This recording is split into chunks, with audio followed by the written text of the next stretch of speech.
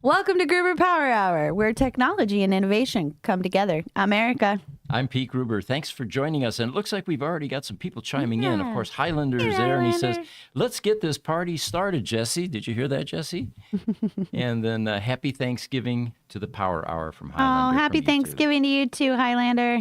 Likewise, yes. So we wanted to show you something today, which is we are working on a decal for a 20-foot box truck. And, part of the criteria was, if we can bring up the image I have on my screen here, Jesse, we've got this gigantic white billboard. And instead of putting a lawyer's face on it, get the money you deserve. Get the money. That's my money. Ooh. We decided to redo the logo a bit and then look for consensus from everybody here. And it turns out that this variation did not win. No. So we have another version here, which looks like this. Ah. That is the one that won out. I really love the blue. And our social media person, Cass, who's in the behind the curtain here, Wizard has of Oz. a gift. She's an artist, and she's the one that came up with this. The original logo, of course, has been there for, 3 decades or more. And what we tried to do there was get the G involved in some motion, which it does well. It does. But what Cass added to the flavor was, well, we're a high-tech company. So if you notice all of those lines, those are circuit board etches. Yep. I love that. It's simple, Yep. but it speaks. And the thing that really got Cass excited was she says, Pete, did you notice what I did with the O's? And at first I couldn't see it. And of course, the circuit board etches with the eyelets become the O's. Yes. Yes. So that's actually on Great the job. back one much better. But yeah. I love it. Great job, Cass. Yeah. Hi, Dinesh. So we wanted to talk today about access floor. And, part of the reason for that is, in doing this new logo on the big box truck, we needed to update some of the terminology. Yeah. UPS, of course, critical power, but we're so much more than that today. So much more. The combined companies. Yeah. So we're actually including things like robotics, Ooh. which we're very excited about because I'm we excited. already make product that go in robots, humanoid robots, any kind. They have DC systems in them, batteries. And of course, we make batteries. We already have one customer that's fishing, trying to get us to make some batteries for robotics in the auto manufacturing Let's go. business. Yes. Then we've got artificial intelligence. Right. We all know it's here. It's taking Not things going over. anywhere. And we're very much a part of that because we're a high-tech company. We're in data centers. And, of course, data centers, you have to have those in order to have artificial intelligence. Yep. So it all is coming together. Yes. So what we thought today we would do is provide a tutorial-type podcast where we talk about a very important component in data centers. Raised floor is what it's called. Access floor is a more technical term for it. I like raised floors. Raised floor. It describes it a bit better. Yeah. So we've got some images here that we're going to pop up. Can we start with the first one, Jesse? There we go. So this is the tutorial front end, and here we have one 24-inch access floor or raised floor panel. And the terminology here is the supports are called pedestals, and they come in a variety of heights. In fact, if I go forward here, you'll see that there's a 6-inch height there. And the reason for the difference in height is it depends on what you're trying to hide underneath the access floor. Yeah, I was just going to ask that. What do you typically put under that? Right, and we're going to go through all of that. There's a whole bunch of stuff that you can put under here. The funniest one is one that I came across when I worked for Digital. We were needing to go under the access floor in order to trace out some data cabling, and guess what we found under the access floor? What? The computer operators had put some six-packs down in there. And the Well, we know what they were hiding. the reason for that is access floor is also used as an air plenum. Oh. So when you have your computer room AC units, they're pushing cold air down to the floor. Okay. The access floor acts as a plenum, And then to cool your equipment, you put, instead of a solid panel like this, you put a vent tile in place. And does that look more like a grate? Yeah, it's a grate, and you have cool air coming up to Okay. handle the heat load from that box, whatever that is. They usually Nice. draw from the front, sometimes the rear. So you put your vent tile in the Yeah. front or rear. I've seen that in server rooms. Mm-hmm. And we'll see some of this stuff as we progress here. So here's a 6-inch floor height. And Wait till we get enough intelligence in the robotics in our access flooring and they pick themselves up and walk away. oh, that'd be cool. So here's one that's even shorter. And there's the 14-inch, maybe even 16-inch. Oh, wow. The tallest one I saw was the Phoenix Police Department downtown here in Phoenix. They had a 4-foot raised floor, and they ended up with a water problem down below. And of course, no one knew that because they didn't have water sensors, which is one of the things that is recommended to be installed under access Is there moisture floor. sensors? Is that what you would mean by water Exactly. sensors? Yep. Okay. Yeah, moisture sensor. We got a statement from Highlander. We had these types of access floors on our nuclear submarine mine was SSN 714. That's cool. There are a number of reasons to have access floor in data centers, and we're going to show you some of those. So first of all, how do you pull up a tile? Well, you have a suction cup floor puller. Yep. It's that simple. And if you start to see underneath there, you've got some data cabling that's being exposed there. Mm-hmm. Here's a tile that's a bit more removed, and you can see 2 things here. 3 things, actually, including the pedestal. And there's some armored electrical cable. So there's some electrical circuits being fed somewhere. And then the ones to the left, the yellow and white, are data cables. Nice. And that would be considered category cabling? It could be category. fiber? It could be fiber. It could be coaxial cabling. Okay. It depends on the application. Is there any specific type of cabling that wouldn't go in access flooring that would, no? No limitations, actually, Okay. yeah. Okay. So the reasons for access floor. Air plenum, we talked about that. It pushes cold air, or it helps you distribute cold air. Mm-hmm. And it's flexible. When you have a centralized AC system, the vents are pretty much fixed permanently. Right. But in a data center, you're going to move things around from time to time. Right. New equipment, larger disk drives, whatever, cabinets. Mm-hmm. And this allows you to move the vent tile to the heat load. Oh, that's efficient. And then hiding plumbing. Yay. We're going to show you some chilled water systems where there's large plumbing, data cabling, power cables, distributing power, and then, of course, distributing cooling where needed. Talking about the air plenum system here, it's a cavity that's created with, based on the height of your floor. Mm-hmm.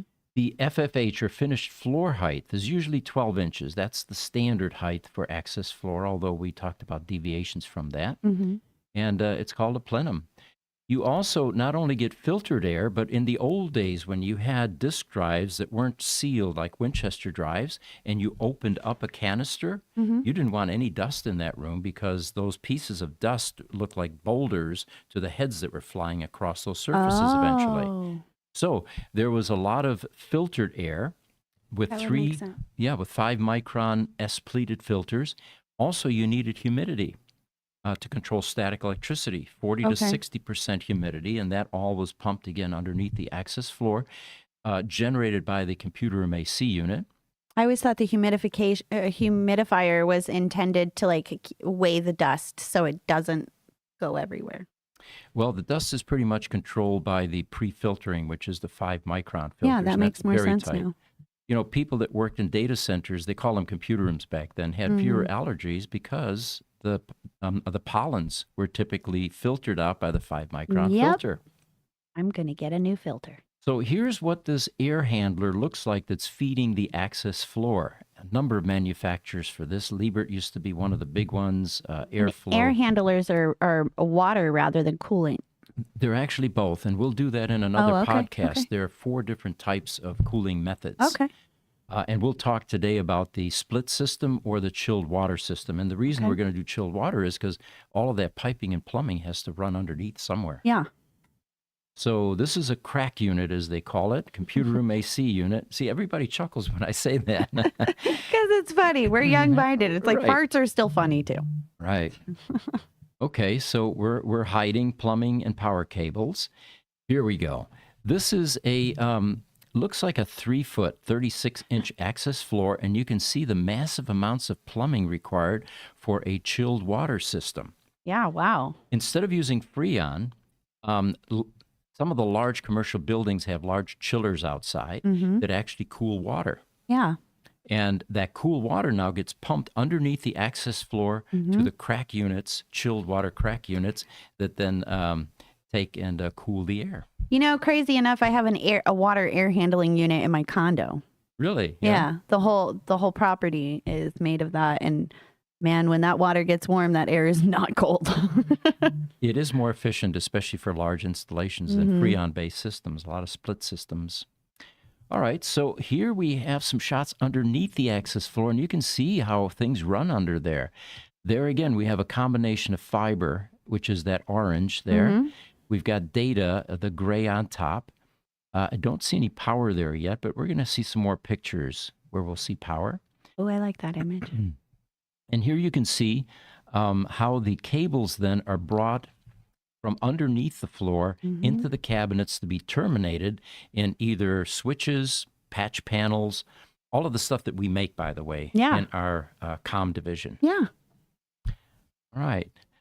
So, and here's a good shot of what goes on underneath the access floor. Right? That is a great image. Oh, look what highlighter said. The Starship Enterprise, this pack, because with the carrying handle, that's what it looked like. Oh, the disc pack, disc yes. pack, yeah. You can see that the guy standing on the left is standing on vent tiles, and those cabinets draw from the front, exhaust out the rear.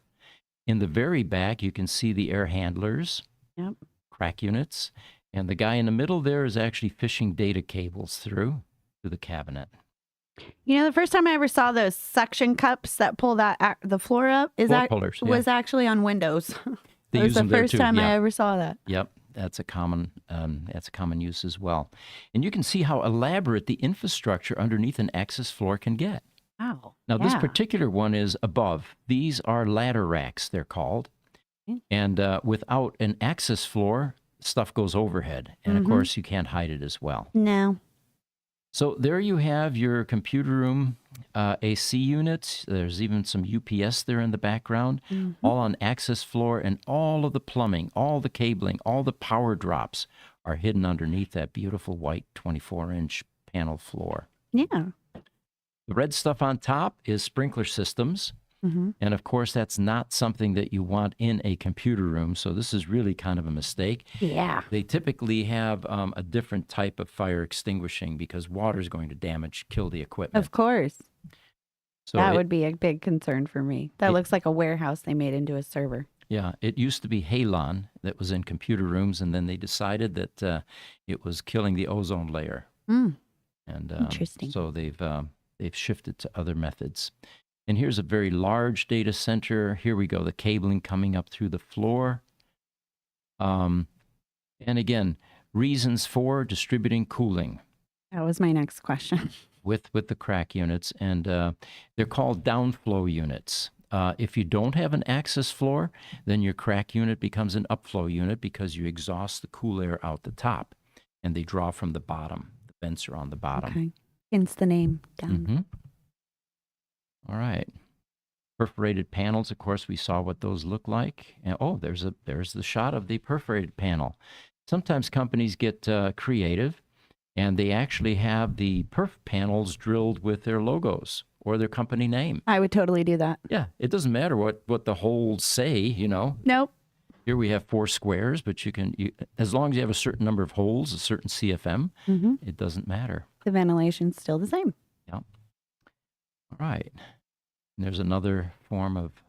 Do you prefer, or is it completely environmentally driven? Do you prefer the panels that are with the graded panels, or do you prefer just a solid flooring? Well, if it's a solid floor, then they're not using the plenum or the floor as a plenum to distribute air, and that probably has an upflow system somewhere. Okay, so it's totally environmental. It just depends on the center itself. Yeah, and the efficiencies. And sometimes they're not vent panels. They, if they cheap out, they actually put the type of vent types that you have in the walls of your home for your AC unit. Oh, okay. Of course, now you have an obstruction as you're walking. You know, you Yeah. have a trip hazard and all that. Absolutely. But that's a much less expensive way, Mm-hmm. oftentimes, to do it. So Okay.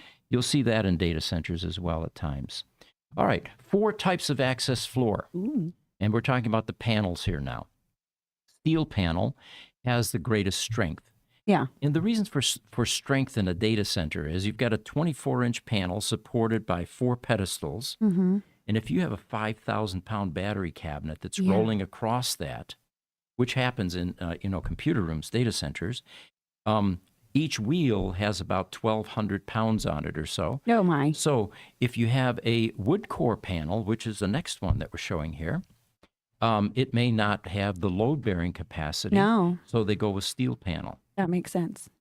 And then you have aluminum panels, I which just make it, picture a tin can crushing. yeah. The aluminum, of course, isn't as strong as steel, but it ends up being lighter. So if you Yeah. have a weight constraint in the building or on that floor, whatever, they may go with aluminum. Okay. And then finally, you have cementatious panel. Fancy word, but what it means is they've taken a steel panel and filled the cavities with cement. Oh. And the reason for that is when you're walking across an access floor, especially steel panels, it makes noise. It's like Humming. it's like a girl walking with high heels. It's a Oh. clicking noise, right? Cementatious panels actually deaden the noise. Oh, really? Now, they're much heavier, of course, and they're a real pain to install because access floor panels oftentimes need to have cutouts made for the cables to go up into the cabinets. Oh, and how are you gonna? That's not How very do you easy cut with cement. cementatious? Right, exactly. So we eat up a lot of steel blades Yeah. when we're cutting cementatious panels. Yeah. I would think it would be precasted a little bit more Mm-hmm. better than that. Steel, there we go. Constructed from steel, egg-shaped crate for extra strength. If you see the bottom of it, and I think we're going to show one here. Yeah. And then the hollowness will be filled with a cement if it's a cementatious. And then on top of the steel panel, they put a high-pressure laminate, or HPL, which is that star pattern that you see Oh, okay. on the access floor. I had never heard of that acronym. Yeah. Here we go. There is a cutaway of a steel panel, and you can see for extra strength, they give you that egg-shaped crate. Yeah. And the empty spot you see there actually they will inject cement into that for the cementatious panels. Oh, I understand. Okay. Yeah, that would be difficult Yeah. to get the wiring. And then we have wood core panels. Those are cheaper. And what it fundamentally is a wooden core, which then has sheet metal on top and bottom to encapsulate it. Okay. And you don't have the strength. It's the same type of laminate that you get in press board at Home Depot, for Oh, example. yeah. No, I wouldn't trust that. And there is a wood core panel, and they encapsulate the wood core with sheet metal. It's usually about 16 gauge, maybe 18 gauge or so. And it's hot dipped, it's galvanized, so it doesn't rust. The reason for rust, by the way, is if you're controlling humidity and you've got 60% humidity under the floor, you've got moisture down there. And if you've got raw steel, it tends to rust. So what would you do in case of the rust? Is that something that you would want to get cleaned up so that way it doesn't continue to erode? Or well, they don't put bare metal under access floor, which Okay. is going to rust. It's usually anodized. It's galvanized in some way. It controls for the ferrous metal to then rust. Okay. And the other reason you don't want rust creates dust. Right. And that's abrasive dust. And if you're using that as a plenum and you're filtering your air, you're just violating all that filtering Yeah. by having something that's dusting, which, by the way, brings us to another topic. Ooh. These access floors are typically placed on concrete, even in high rises, because the subfloor is usually concrete, poured concrete with steel girders underneath. Yeah. When installing an access floor, it's important to seal the concrete because the concrete will flake and dust as time goes by. And now you have not only abrasive dust, but you have a high alkaline type dust because Yeah. that's what concrete is. And you can't really filter that. you can't filter that because it happens after the filtering. The Right. filtering is done in the crack unit that's Uh-huh. pumping that clean filtered air Right. underneath the floor. Now you're introducing dust by not controlling. Oh, that wouldn't be efficient. One of the things that we offer is sealing the access floor Mm-hmm. and cleaning under there, which is also something people don't think about. No, but they don't. dust bunnies get under there and, Yeah. 6 packs from the hands rolling around under there. Our engineers will take that off your hands. Yeah. Then we have aluminum. These contain non-ferrous metals, and they're used to disrupt magnetic fields. Oh. Used in biomed, microelectronic, pharmaceutical, and laboratory facilities. Let me give you a great example for Yeah. this. An MRI room. Okay. You have enormous amounts of magnetic fields in there. Right. I always wondered how they stopped that from exiting that room. If you had access floor in there, those panels would suck up against the MRI machine while you're being scanned. Right. So that's the other reason they use cementatious is to eliminate any kind of magnetic field activity with the floor. I guess that would make more sense. All right. Hello. I There am we from go. Iran. Hi. Nice to meet you. Welcome. Yeah, thanks for joining us. We have, it's interesting how people come from all over the planet. I guess that's Yeah. the power of the internet, It right? really is. But I also feel like a lot of technology and communications and efficiencies have picked up greatly within the Middle East and even Asia. We had a couple of people from Asia on here as well. So Really? I thought that was pretty cool. Yeah, I know in GMC, virtually every country. I mean, Africa Right. at times, That is so India, cool. China, yeah, and even the islands. Guam was one that I remember. I was surprised about. Guam. That's Yeah. awesome. That's where I ultimately want to retire. Cool. So here we go. Access floor. You see the aluminum panel's a bit thicker because it needs the extra strength. Yeah. And then the cementatious type, and that is to A foamed cement. they call it acoustic performance is better. It doesn't make Okay. as much noise as you walk across it. And here you can see a cutaway. It's a steel panel. That little dot, and let's see if I can move my mouse over to that. There we go. This is cool having the images. That little dot right there is a filler plug. Ah. There was a hole drilled there, and they injected cement into that panel cavity. I've never heard of foam cement. Mm-hmm. That's cool. So there you have the 4 types of panels. Now, the key components are you have stringers, pedestals, and the floor panels. Mm-hmm. The pedestal are those vertical things that you saw. Yeah. In fact, let's go through this. It'll probably show us the stringer. There we go. That's what connects them together. And when you have a very large access floor, it's important because if you take out a row of panels, you have lateral forces.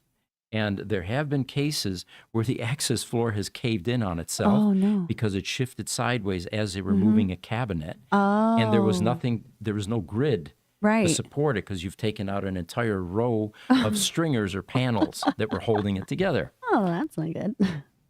So here we go. And this is the stringers. And there are 4 of them, sit on top of each It pedestal. looks and like a mini core brace. Yeah. And then the panels sit down inside the stringer. And here's a stringer-based installation. And those are bare panel, by the way. They sometimes put carpet on the access floor panels. And here's your typical grid with a stringer. That looks like about a 12-inch, 14-inch height. And here's how the eventual floor looks once you put the cementatious panel on it in this case. Oh, it does look clean, though. Yeah. Here's a during construction view of a raised floor, and you can see that all the pedestals are set first. Of course. Gotta have the framework. And then the height of those is set with a laser leveler. Back in the day, 40 years ago, we actually used a transit, a surveyor's transit. What is that? It is a tripod-mounted optical device, Okay. and you have what's called a storyboard. And they set it on top of the pedestal out there, and then the storyboard is actually a ruler with grades on it, Okay. or height settings. And with that scope on the tripod, you then zoom in on that pedestal or on that storyboard, and you go around to each one, setting them to the same height, and they adjust down below. Oh, wow. And that's what levels out the floor. I think we like the new levelers. The laser leveling is much easier, yes. Well, thank you for using that and paving the way to this. Yeah. And then the pedestal, those are the vertical mounts. They're usually glued to the floor, something akin epoxy. to construction adhesive. Okay. Usually comes in 5-gallon buckets, and they use a dollop of it, throw it down on the concrete, set the pedestal in it, and it hardens and then holds the pedestal in place. I wouldn't have thought they were using epoxy for that. It's actually construction adhesive. Yeah. Okay. Yeah. So then we have the pedestals. You can see some pictures there. There's a top portion and a bottom portion. The bottom portion gets glued to the ground. Looks like a table leg. Yeah. They are adjustable. You have a threaded portion on top with a nut, and that's how you then adjust for height or level it out.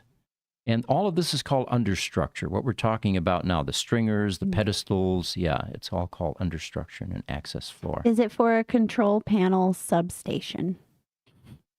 It could be used for that, yeah. Any place that you have equipment that's going to require a lot of cabling, both electrical, maybe even plumbing, and data cabling, it's an elegant way to hide all of the stuff underneath the floor. Right. That makes sense. I hope you all are getting as much out of this as I am, because this is pretty interesting. And you have a way of explaining things that just makes sense. Well, it's a cool technology, and it really didn't exist prior to data centers or computer rooms in the 60s and 70s when it became important to hide stuff underneath the floor. Right. People cared about that. Yeah. The common dimensions of a access floor panel is typically 24-inch, 24-inch, but the military actually has 30-inch floors, and the reason we know that is we bought a bunch of used stuff from them many years ago and built our fiber room with it because we wanted an access floor, and those were 30-inch panels. Wow. Why would that be different? Why would it be the additional spacing? We don't know. It's probably the federal government deciding, having a bureaucrat that decided we don't want 24, we want 30. There's a limitation because the wider the span, if you think about it, the less strength you have. Right. So by the time you get to 30 inches, it's not going to have the same load-bearing capacity as a 24-inch panel. Exactly. That's why I'm very curious to know why that was. And then we talked about bare panels, which sometimes they don't put an HPL on top of the steel access floor panel. Okay.